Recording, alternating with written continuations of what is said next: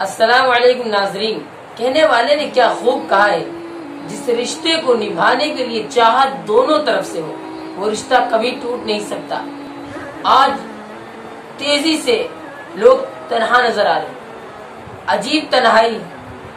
سب کچھ ہے، گھر ہے، بنگلہ ہے، گاڑی ہے، پیسے ہیں، شہرت ہے، سب کچھ ہے، لیکن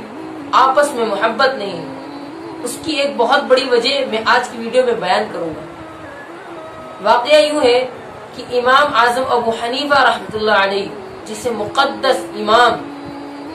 کے بعض مخالفین، لیکن وہ مخلص تھے، ان کے اچھے ساتھی تھے، مگر کانوں سے سن کر ان کے دل میں گندگی آ گئی اور وہ دور ہوتے چلے گئے۔ اب حضرت نے حدیث نقل کی اور بیان فرمایا، جھوٹے ہونے کے لیے صرف اتنا کافی ہے کہ آدمی کہیں سنی باتوں پر نقل کرے، کہیں سنی باتوں کو آگے پھیلائے، کہیں سنی باتوں کو بغیر سوچے سمجھے کہ اس کا مطلب کیا ہوگا، میں کیا کہنے جا رہا ہوں، آگے شیئر کر دیتا ہے۔ ناظرین، مشائخ نے یہاں تک کی لکھا ہے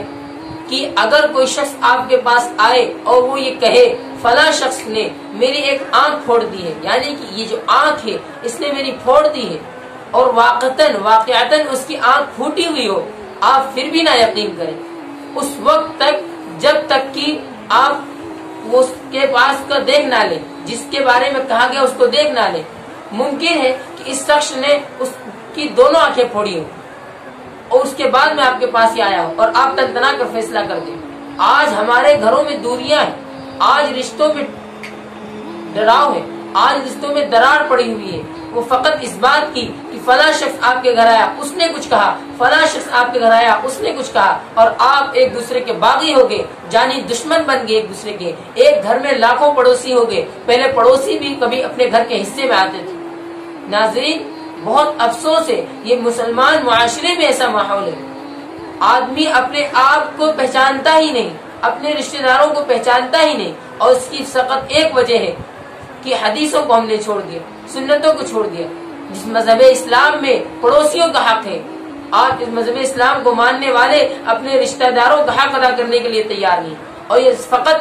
کہا سنی باتوں پر، کہیں سنی باتوں پر عمل کرنے کی وجہ سے۔ ناظرین، خدا را اللہ کے واسطے آپ ان باتوں سے بچیں، کہیں سنی ہوئی باتوں پر عمل تب تک نہ کریں جب تک ان کی جانچ پڑتال نہ کر لیں۔